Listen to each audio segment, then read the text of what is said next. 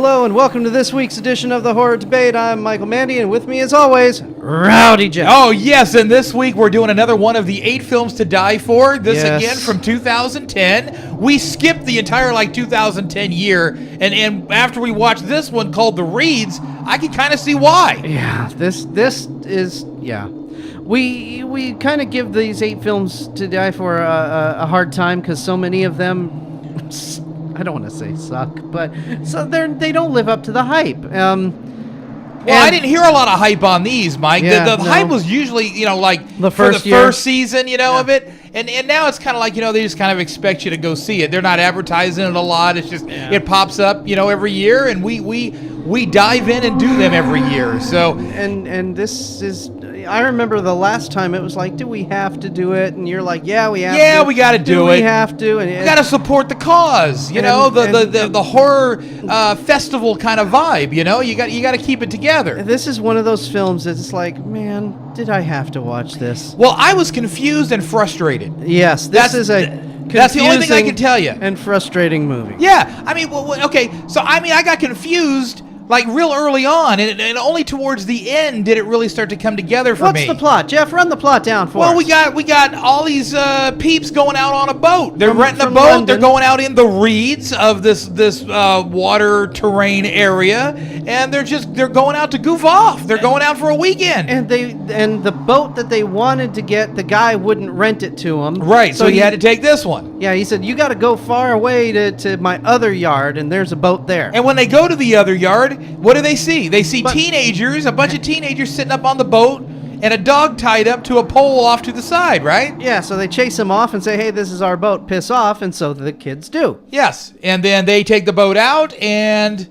stuff starts to happen. Out in the middle of nowhere. Yeah, they get lost because the map was outdated because, as we know, nature changes its riverways and waterways within a year or two. Well, this was 5 years, Mikey, but still. It was a 5-year-old map. 5-year-old map. See, we live near the Delta in between Sacramento and San Francisco, so I'm used to winding, twisting waterways where you can easily get lost. Yep.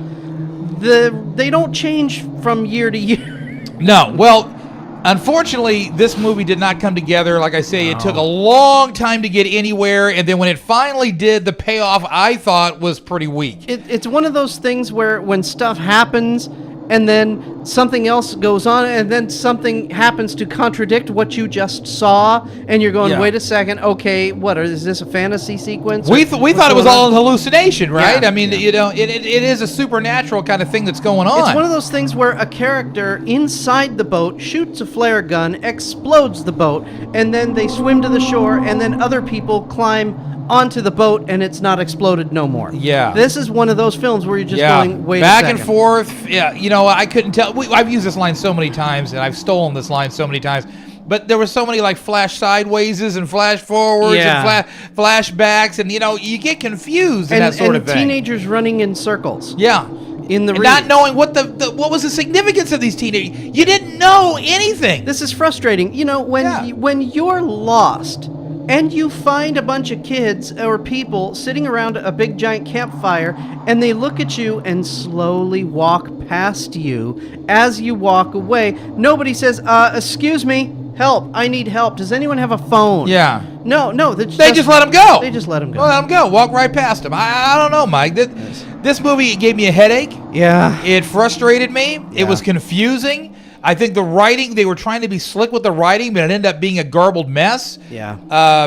And even the music during the climactic highlighted chasing, the music was like funeral music as someone's chasing someone. Yeah. It's just boring. I mean, I guess, some people would say this sort of thing is kind of creepy and kind of slickly written, but I didn't find that at all. I didn't find anything creepy. It just seemed to be trying to be a little bit more artsy than what it could be. You know what I mean? Yeah. It was overshooting its boundaries, I think. I think they wanted it to be an artsy, smart film, and it just didn't work for me. Not at all for me. I'm giving this 1 star, and that's being generous. Yeah, I'm going to give this sucker the bomb. Yeah. I can see it. I don't want to see it. No, I mean, I can see your point. No, So, stay away from this one, folks. Yeah, let's make it 7 films to die for at this point. Well, actually, it is 7 films because that one film didn't get released. Oh, yeah. Yeah, or what is it? That's right. And So- yeah, one of them. No, that's the next season. That's the next season, The that's one right. we already did. Yes. Yeah, we kind of went out of Well, order. they're all mixed up anyway, but Anyways, we're trying to break it down. We had to This go back film into is 2010. This film is not worth dying for. No. This film isn't even worth skipping a meal for. You know what this reminded me of a lot, Mike? And I hate to say it. It reminded me of the vibe of like The Wicker Man. Really? It gave me that feeling, you know, where Which Wicker Man? the first one, Oh, but where you had to like strain to understand what they were saying. But the thing was, the first Wicker Man had Christopher Lee with that bad hippie haircut. It was But who entertaining. cares? I had to strain to figure out exactly what they were saying at any given time. Well, Same with is- this.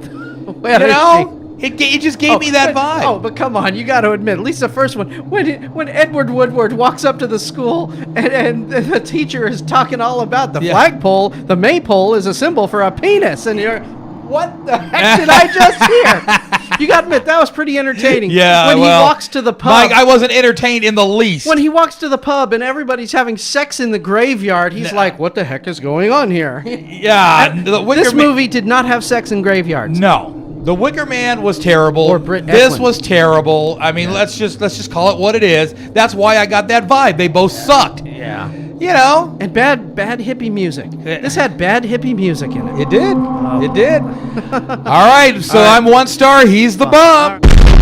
All right. I'm Michael Mandy. He's Rowdy Jeff. We'll talk to you next week when we do another of these 8 films to die for at the Horror Debate.